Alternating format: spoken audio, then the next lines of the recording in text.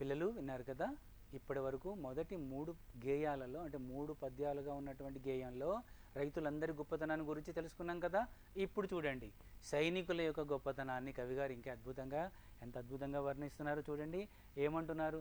కంటికి కనురెప్పలాగా చేను చుట్టూ కంచెలాగా జన్మభూమి కవచమైన ఘనవీరులు జవానులకు వందనాలు వందనాలు అభినందన చందనాలివే, మా అభినందన చందనాలివే.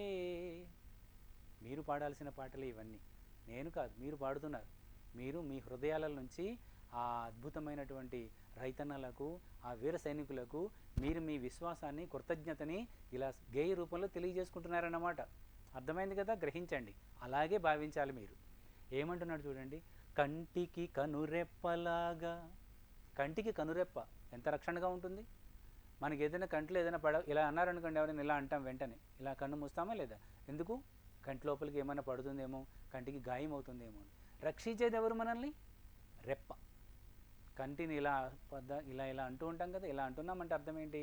కంటిలో ఏమీ పడకుండా ఈ రెప్ప కంటిని ఎలాగైతే రక్షిస్తూ ఉంటుందో, దేశానికి ఏమీ కాకుండా నిరంతరం అలాగే రక్షిస్తున్నారు వీర సైనికులు. ఇందులో మనకంతా సైనికుల గురించి చెప్పుకొస్తారు. అందులో రైతులయ్యారు, ఇప్పుడు సైనికులు అన్నమాట. చేను చుట్టూ కంచెలాగా పచ్చగా పండినటువంటి, నిండుగా ఆ పండినటువంటి పంటకు ఏదైనా పశువులు అందులో పడి తినేసని అనుకోండి, రైతు ఎంత దుఃఖపడతాడు? అంతకాలం కష్టపడినటువంటి ఆ పంటంతా ఆ పశువులు అవి వచ్చి దానిలో పడి తినేసని అనుకోండి, రైతుకి ఎంత కష్టం కలుగుతుంది? అందువల్ల ఏం చేస్తారు? పశువులు వచ్చి అందులో పడి పంట నాశనం చేయకుండా చేను చుట్టూ కంచె కడతారు, ముళ్ళ కంచె. అప్పుడు ఏమవుతాయి? సరిగ్గా అక్కడికి రాగానే ఆ ముళ్ళు గుచ్చుకోగానే పశువులు వెనక్కి వెళ్ళిపోతాయి. తినాలనే ఆశ ఉంటుంది కానీ అక్కడ లోపలికి పోలేవు కదా, ఎందుకని కంచె రక్షణగా ఉంది. అలాంటి వాడు సైనికుడు మన దేశానికి. ఇక్కడ మన దేశము చేను, పంట, పొలం. ఓకే, ఆ పొలానికి రైతు ఎంత రైతు కష్టపడినటువంటి పండించిన పంటకు, చేనుకు రక్షణగా కంచెను ఎలా ఏర్పాటు చేస్తాడో, ఇక్కడ మన దేశం చేనుతో సమానము, ఆ కంచె సైనికుడితో సమానం. అర్థమైంది కదా ఇప్పుడు? అంటే కంటికి కనురెప్పలాగా చేను చుట్టూ కంచెలాగా జన్మభూమి కవచమైన, ఈ జన్మభూమికి కవచం లాంటి వాడు. కవచము అంటే రక్షణాత్మకంగా ఉండే తొడుగు అని అర్థం. ఇప్పుడు మనం గ్లౌస్ వేసుకుంటాం, హెల్మెట్ పెట్టుకుంటాం, షూస్ వేసుకుంటాం, సాక్స్ వేసుకుంటాం, పైన పెద్ద పెద్ద బలమైనటువంటి బుల్లెట్ ప్రూఫ్ లాంటివి తొడుక్కుంటాం. ఇవన్నీ ఏంటివి? ఇవన్నీ కవచాలే. ఓకేనా? అంటే శిరస్సుకు దెబ్బ తగలకుండా హెల్మెట్ పెడుతున్నాం, చేతికి ఏమైనా ఇబ్బందులు పడకుండా, లేదంటే చలిగాలి నుంచో లేదంటే మరొక కొన్ని వస్తువులు ఏదైనా యాసిడ్ లాంటి మీద పడకుండా గ్లౌస్ వేసుకుంటూ ఉంటాము. బాడీ పైన బుల్లెట్ ప్రూఫ్ లాంటి జాకెట్లు వేసుకుంటాం, ఎందుకంటే బుల్లెట్ తగిలినా సరే దాని కింద పడిపోతుంది కానీ లోపల శరీరానికి ఏమీ కాకుండా అలా వేసుకుంటాము. అలాగే సాక్స్, షూస్, ఇవన్నీ ఎలా అయితే ధరిస్తామో ఇవన్నీ కవచాలు అంటాం. అంటే వీటన్నిటి వల్ల శరీరం రక్షించబడుతుంది కదా. అందుకే అంటున్నాడు ఇక్కడ, జన్మభూమి కవచమైన. ఈ జన్మభూమి, మాతృభూమి, మన భారతదేశానికి అంతటికీ కూడా కవచము వంటి వాళ్ళు సైనికులు. రక్షణగా వాళ్ళేగా ఉన్నది. వాళ్ళు అక్కడ ఉండబట్టే మనం ఇక్కడ ఇవాళ సంతోషంగా, ఆనందంగా అన్ని పనులు చేసుకోగలుగుతున్నాం. వాళ్ళు అక్కడ లేకపోతే ఈ దేశం యొక్క పరిస్థితి ఎంత దారుణంగా అధ్వానంగా అయిపోతుందో మీకు అర్థమవుతుందా? దేశాన్ని నిరంతరం వాళ్ళు రక్షిస్తున్నారు. ఎట్లాగా? కవచంలాగా. అందువల్లనే లోపలికి ఎవడు రావడానికి అవకాశం లేదు. మీరు ఇంకా చిన్నవాళ్ళు కాబట్టి మీకు ఇంకా ఇప్పుడు పరిస్థితులు కొన్ని పూర్తిగా అర్థం కావు. మీరు పెద్దవాళ్ళు అయ్యే కొద్దీ క్రమక్రమంగా తెలుసుకుంటారు, తెలుసుకోవాలి కూడా. చైనా లాంటివి, లేదంటే పాకిస్తాన్ లాంటివి మరికొన్ని దేశాలు మన భారతదేశాన్ని నిరంతరం కష్టాల పాలు చేస్తున్నాయి. ఎందరో లోపలికి అడుగుపెట్టి మన దేశ సరిహద్దుల నుంచి లోపలికి వచ్చేసి ఆ బాంబులతో, వాటితో, తుపాకులతో మన వాళ్ళందరినీ చంపాలని ప్రయత్నం చేస్తూ ఉంటారు. అప్పుడు ఆ క్రమంలో మన సైనికులందరూ కాపలా కాస్తూ వాళ్ళని రానివ్వకుండా యుద్ధాలు చేస్తున్నారు. ఇప్పుడు జరుగుతున్నవి కూడా అదే. ప్రస్తుతం దేశ సరిహద్దుల్లో నిరంతరం కంటికి రెప్పలాగా మన దేశాన్ని కాపాడుతున్నటువంటి అద్భుతమైన, పవిత్రమైనటువంటి బాధ్యత నిర్వర్తిస్తూ ఉన్నారు మన సైనికులు. ఇలా కంటికి కనురెప్పలాగా చేను చుట్టూ కంచెలాగా జన్మభూమి కవచమైన ఘనవీరులు జవానులకు. వీరులు, గొప్ప వీరులైనటువంటి మన జవానులకు వందనాలు వందనాలు, అభినందన చందనాలివే, మా అభినందన చందనాలివే. రెండో చూడండి, ప్రలోభాల మాయలోన పడిపోవని నిర్మలురకు, ప్రలోభాల మాయలోన పడిపోవని నిర్మలురకు, నిమిషమేని విధి మరువని నీతి కర్మశీలురకు, నిమిషమేని విధి మరువని నీతి కర్మశీలురకు, వందనాలు వందనాలు, అభినందన చందనాలివే, మా అభినందన చందనాలివే. ఎంత చక్కని మాట చూడండి. దేశ రక్షణలో, సరిహద్దుల్లో కాపలా కాస్తున్నటువంటి సైనికులలో లంచగొండితనం గనక ఉన్నట్టయితే దేశం సర్వనాశనం అయిపోతుంది. అవునా కాదు? ఇక్కడ ఏమంటున్నాడు తెలుసా? ప్రతి నిత్యము అవతలి వైపు నుంచి, అవతలి దేశ సరిహద్దులు, అవతలి దేశానికి చెందినటువంటి వాళ్ళు కానీ, మరొకరు కానీ, మరొక ప్రాంతాల వాళ్ళు కానీ, ఎవరైనా సరే ఎంతోమంది ప్రలోభాలు పెడుతూ ఉంటారు మన సైనికుల్ని. మీకు అంత డబ్బు ఇస్తాము, మీకు ఇన్ని కోట్లు ఇస్తాము, మమ్మల్ని లోపలికి రానివ్వండి, లేదంటే మీ ఆ పక్క నుంచి వెళ్ళిపోనియండి, మేము మీకెందుకు, మేము లోపలికి వెళ్ళి ఆ దాడి చేయడానికి మాకు అవకాశం ఇస్తే మీ పేరిట బ్యాంకులు ఇన్ని లక్షలు ఇస్తాం, ఇన్ని కోట్లు ఇస్తామని నిత్యం వాళ్ళని ఏదో రకంగా మాయ చేసి ప్రలోభాలకు గురి చేస్తూ ఉంటారు. అంటే ఆ మాయలో పడేలాగా వాళ్ళని చేయడానికి అలా ట్రై చేస్తూ ఉంటారు వాళ్ళు. కానీ వాళ్ళు గనక, సైనికులు గనక అలాంటి ప్రలోభాలకు, అలాంటి మాయలకు వాళ్ళు లొంగిపోయి ఉంటే దేశం ఏమైపోయి ఉండేది? ఇవాళ మన దేశంలో మనం కాదు, ఇతర దేశీయుల వాళ్ళు, వేరే దేశీయుల వాళ్ళు వచ్చి ఆక్రమించుకునేవారు. ఇతర దేశాల వాళ్ళు వచ్చి మన దేశంలో బతుకుతున్నారు, ఉద్యోగాలు చేస్తుంటున్నారు, ఇంకేమన్నా చేసుకుంటున్నారు, రకరకాల వ్యాపారాలు చేసుకుంటున్నారు. ఇవన్నీ అధికారికంగా జరిగేటువంటివి. వీటిని ఎవరూ కాదన్నారు. ఎందుకంటే అందరూ పొట్టగూటి కోసం వస్తారు. కేవలం తమ భార్య పిల్లల్ని పోషించుకోవడానికో, లేదంటే పొట్టగూటి కోసం వచ్చినటువంటి వాళ్ళకి వాళ్ళ వల్ల మనకి ఎలాంటి పంచాయతీ ఉండదు, ఎలాంటి సమస్యలు ఉండవు. కానీ అట్లా కాకుండా దొంగచాటుగా లోపలికి వచ్చి పెద్ద పెద్ద బాంబులు, ఆర్డిఎక్స్లు ఇవన్నీ పెట్టి దేశ ప్రజలని నాశనం చేస్తూ ఎంతసేపు కూడా సర్వనాశనం చేయాలనేటువంటి ప్రయత్నం చేసేటువంటి వాళ్ళు ఎవరైతే ఉన్నారో అటువంటి వాళ్ళ వల్ల ఎంత సమస్యలు వస్తాయి. మన రక్షణ వ్యవస్థలన్నీ కూడా చిన్న భిన్నమైపోతాయి. ఎంతోమందిని చంపిపాడేస్తారు. ఆ తర్వాత వాళ్ళ సైనికులందరూ మన దేశంలోకి వచ్చేస్తారు. అప్పుడు మన దేశం మనది కాకుండా పోతుంది, పరాయి వాళ్ళ దేశం అయిపోతుంది. అర్థమైందా? అటువంటి ప్రమాదం మళ్ళీ కలగకుండా, ఎందుకంటే బ్రిటిష్ వాళ్ళ దగ్గర నుంచి మన దేశాన్ని మనం స్వాతంత్ర్యం రూపంలో సంపాదించుకున్న తరువాత ఎన్నో దేశాలు, అంటే చైనా లాంటి దేశాలు, పాకిస్తాన్ లాంటి దేశాలు మన దేశాన్ని ఆక్రమించాలని ఈనాటికి ప్రయత్నం చేస్తూనే ఉన్నాయి. అలాగే మన సైనికులని ప్రలోభాలు పెట్టడం కోసం నిరంతరం ప్రయత్నం చేస్తూనే ఉన్నాయి. ప్రలోభాల మాయలోన పడిపోవని నిర్మలురకు, అటువంటి ప్రలోభాలు మాయలో పడకుండా నిరంతరం ధైర్యంగా గుండె దిటవు చేసుకొని వాళ్ళందరినీ కూడా అలా ఎవరైనా వచ్చినట్టయితే వాళ్ళని చంపి అవతల పడేసి, ఇంకొకసారి నా దేశ భూభాగంలోకి అడుగు పెట్టావా నీ ప్రాణాలు తీస్తానని చెప్పి హెచ్చరించి అటు పంపేయడం కానీ, లేదంటే వాళ్ళు తేడా వచ్చి ఇంకా ఎక్కువగా ప్రయత్నం చేస్తే వాళ్ళ ప్రాణాలు తీయటం కానీ చేసి, అలా ఎటువంటి మాయలోకి పడకుండా ఉండేటువంటి నిర్మలమైన నా వీర సైనికులకు నిమిషమేని విధి మరువని నీతి కర్మశీలురకు, రాత్రి లేదు పగలు లేదు, నిమిషం కూడా వాళ్ళకి డ్యూటీ మర్చిపోలేరు. తాము చేయాల్సినటువంటి విధిని ఎప్పుడు పూర్తిగా అలా కొనసాగుతూనే ఉంటారు. ఎందుకంటే హాయిగా వాళ్ళు భోజనం చేసేసి మనం పడుకోగలుగుతున్నాం ఇళ్లలో, హాయిగా తినేసి హాయిగా నిద్రపోయి ఏసీలు వేసుకుంటాం, ఫ్యాన్లు వేసుకుంటాం, సంతోషంగా టీవీలు పెట్టుకొని చూస్తూ సినిమాలు చూస్తూ మనం నిద్రపోగలం, ఉద్యోగాలు చేసుకుంటాం, మనం ఎలాగైనా సరే సంతోషంగా బ్రతకగలం. ఆ పని వాళ్ళు చేయగలరా? అలా గనక చేస్తే వాళ్ళు ఎప్పుడు అలాంటి ఆ విధి నిర్వహణలో లేని టైం చూసుకొని శత్రువు దేశాల వాళ్ళు సైనికులు లోపలికి వచ్చేస్తారు కదా. అందుకోసం వాళ్ళు నిమిషమేని విధి మరువని, ఒక్క నిమిషం కూడా తమ విధిని తాము విస్మరించకుండా, మర్చిపోకుండా నిరంతరం కాపలా కాస్తూ తమ బాధ్యత నిర్వర్తిస్తున్నటువంటి నీతి కర్మశీలురకు, నీతిని మాత్రమే నమ్ముకొని పనిచేసేటువంటి ఆ వీర జవానులకు వందనాలు, అభినందన చందనాలు.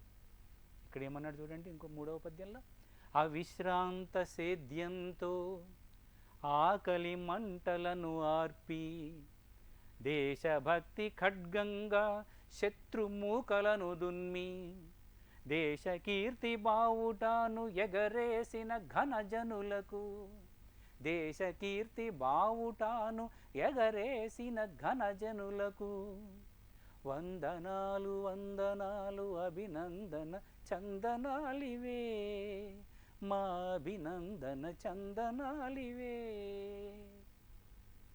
అవిశ్రాంత సేద్యంతో రైతు ఒక 6 నెలలు పనిచేసిన తర్వాత రెస్ట్ తీసుకుంటాడు, ఇంకో సంవత్సరం పాటు. పోనీ ఒక నెల రోజులు పనిచేసి ఇంకో 2 నెలలు రెస్ట్ తీసుకుంటాడా? అలా తీసుకుంటాడా రైతు? అలా తీసుకుంటే మనకి ఈ తిండి గింజలు ఎలా లభిస్తాయా మనకి? అవిశ్రాంతం, విశ్రాంతి లేకుండా నిరంతరం సేద్యం, నిరంతరం పంటలు పండిస్తూనే గడుపుతూ ఉంటాడు. అలా పండించేటువంటి రైతు వలన ఆకలి మంటలను ఆర్పుతున్నాడు. మన ఆకలి మంటలు చల్లారుతున్నాయి. ఆయన అలా విశ్రాంతి లేకుండా నిరంతరం కృషీవలుడు, వ్యవసాయదారుడు, నిరంతర కృషీవలుడు, నిత్యశ్రామికుడు. ఆయన తన అందము, ఆనందము, సౌందర్యము, అన్ని సుఖ దుఃఖాలు, కష్ట నష్టాలు అన్నీ ఆ భూమాతకు, భూతల్లి ఒడిలో, భూదేవి ఒడిలో తీర్చుకోగలిగేటువంటి అదృష్ట జాతకుడు. నిజంగా చెప్పాలి అంటే గొప్ప, నిజం చెప్పాలంటే పుడమి తల్లికి ప్రియమైన పుత్రుడు రైతు. ఆ రైతు తన బాధలన్నిటినీ కూడా ఆ భూమాతతో, నేలతల్లితో పంచుకుంటూ ఉంటాడు. కాబట్టే అవిశ్రాంత సేద్యంతో మన ఆకలి మంటలను ఆర్పి, విశ్రాంతి లేకుండా చేసేటువంటి శ్రమతో మన ఆకలి మంటలను చల్లారుస్తున్నటువంటి ఆ మహనీయులకు దేశభక్తి ఖడ్గంగా, దేశభక్తి అనేటువంటి ఖడ్గాన్ని ధరించి, చేతులు ఆయుధాలు ఉంటాయి, రైఫిల్స్, తుపాకులు, బాంబులు ఇవన్నీ చాలా ఉంటాయి. కానీ ఇక్కడ ఉండాలి అసలైనటువంటి ఆయుధం, దాని పేరు దేశభక్తి. అది గనక ఉంటే వట్టి చేతులతో పోరాడి శత్రువులను చంపినటువంటి సైనికులు ఎందరో ఉన్నారు.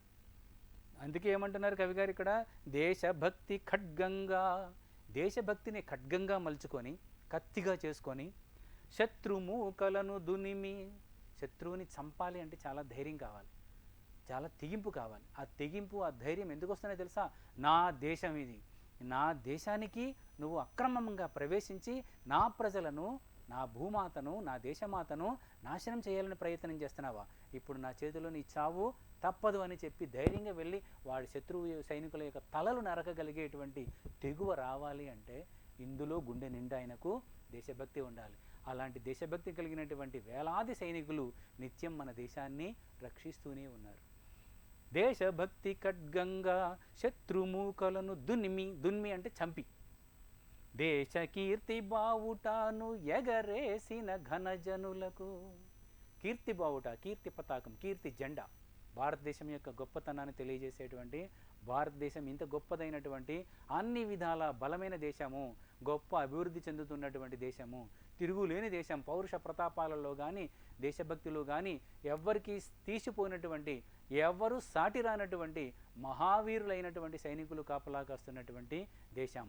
నిత్యము అభివృద్ధి మార్గాలు నడిపేటువంటి రైతన్నలు, ప్రజల ఆకలి మంటలను చల్లార్చేటువంటి గొప్ప రైతన్నలు కలిగినటువంటి మన దేశం. రైతులు, జవానులు కూడా సమిష్టిగా, సంయుక్తంగా దేశం కోసమే పాటుపడుతూ ఉన్నారు. ఇది చాలా గొప్పదైనటువంటి సంస్కృతి. ఇటువంటి సంస్కృతి ప్రపంచంలో మరెక్కడా కూడా చూడలేనటువంటిది అనమాట. ఎందుకనంటే ఎవరైనా ఏ విషయాల్లోనైనా సరే అమ్ముడు పోవడము, తప్పులు చేయటము లాంటివి చేస్తూ ఉంటారేమో కానీ భారతదేశం యొక్క సంస్కృతి, భారతీయ చరిత్రను కనుక గమనించినట్లయితే, పురాణాల నుంచి గమనిస్తే అద్భుతమైనటువంటి త్యాగశీలులు ఎందరో, దేశం కోసం ప్రాణాలు వదిలినటువంటి ఎందరో మహనీయులు మీకు తెలుసు. సుభాష్ చంద్రబోస్ ఆజాద్, సుభాష్ చంద్రబోస్ గారు, చంద్రశేఖర్ ఆజాద్ గారు, ఇలాంటి వాళ్ళు ఎందరో మహనీయులు. అలాగే మన మహాత్మా గాంధీ గారు, మరెందరో అద్భుతమైనటువంటి వ్యక్తులు, మహనీయులందరూ దేశం కోసం తమ ప్రాణాలను రాజకీయ పరంగా త్యాగం చేసిన వాళ్ళు ఉన్నారు, సైనిక పరంగా త్యాగం చేసినటువంటి వాళ్ళు లెక్కలేరు. ఎందరో నిత్యం ఈనాటికి కూడా రాష్ట్రపతి చేత అవార్డులు, పురస్కారాలు వాళ్ళ కుటుంబ సభ్యులు పొందడానికి వస్తూ ఉంటారు. ఇది ఆగస్టు 15 నాడు కానీ, రిపబ్లిక్ డే, గణతంత్ర దినోత్సవం నాడు కానీ ఆ మరణించిన యొక్క సైనికుల యొక్క కుటుంబ సభ్యులందరూ ఆ పథకాలు తీసుకోవడానికి వస్తూ ఉంటారు. అప్పుడు చూడాలి ఆ తల్లులు ఇచ్చేటువంటి అద్భుతమైన ఉపన్యాసం గమనిస్తే మనకి పౌరుషం పొంగుతూ ఉంటుంది, దేశభక్తి పొంగుతుంది. నాకు ఇంకో కుమారుడు కనుక ఉన్నట్లయితే ఆ కుమారుడిని కూడా దేశ రక్షణ కోసం సైనికునిగా పంపిస్తానని చెప్పినటువంటి తల్లులు ఎందరో.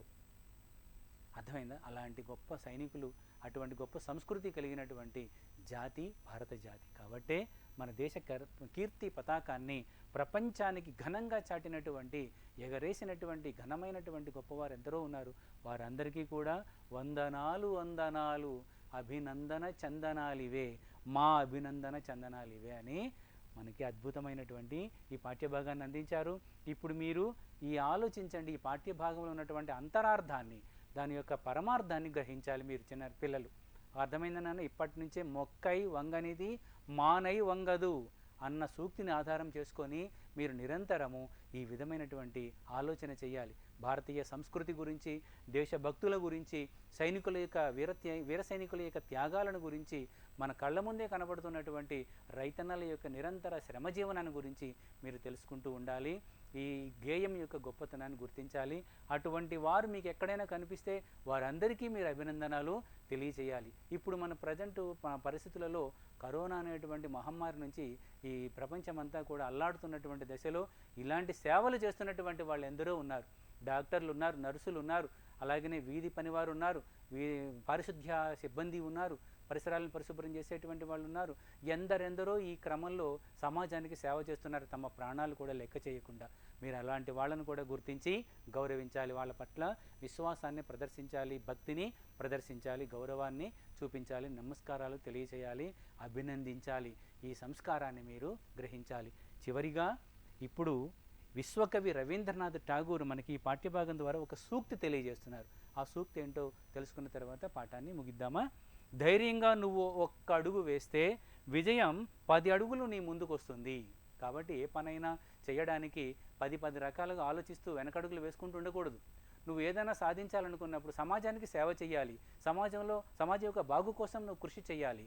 నువ్వు చిన్నప్పటి నుంచే పెరుగుతున్నటువంటి దశ నుంచే సొసైటీ కోసం, సమాజం కోసం నిరంతరం ఆలోచించాలి. నువ్వు బాగా చదువుకొని గొప్పవాడు అవుతూనే నీ చుట్టూ ఉన్న సమాజాన్ని ఉద్ధరించాలని నువ్వు కంకణం కట్టుకోవాలి. అలా గనక నువ్వు ఒక్క అడుగు ముందుకేస్తే నీ విజయాలు 10 అడుగులు నీ ముందుకు వస్తాయి. అంటే ఎంత దగ్గరగా వస్తాయి అంటే ప్రయత్నం చేయడంలోనే అసలైన విజయం దాగి ఉన్నది అని విశ్వకవి రవీంద్రనాథ్ ఠాగూర్ గారు మనకి చెప్పడం జరిగింది. కాబట్టి నాయన పిల్లలందరూ ఈ పాఠం యొక్క ఉద్దేశాన్ని, ప్రధాన ఉద్దేశాన్ని గ్రహించారు కదా. ఈ పాఠాన్ని 1కి 2-3 సార్లు బాగా చదవండి. ఈ భావాలన్నిటినీ బాగా పరిశీలించండి. ఆ దేశభక్తిని పెంపొందింపజేసుకోండి. మన సైనికుల పట్ల, మన రైతుల పట్ల ఎప్పటికీ కూడా మీరు కృతజ్ఞతాపూర్వకమైన అభినందన చందనాలు అర్పిస్తూనే ఉండాలని మనస్ఫూర్తిగా ఆకాంక్షిస్తూ మీ అందరికీ శుభం కలగాలని ఆశీస్సులు తెలియజేస్తూ శుభమస్తు.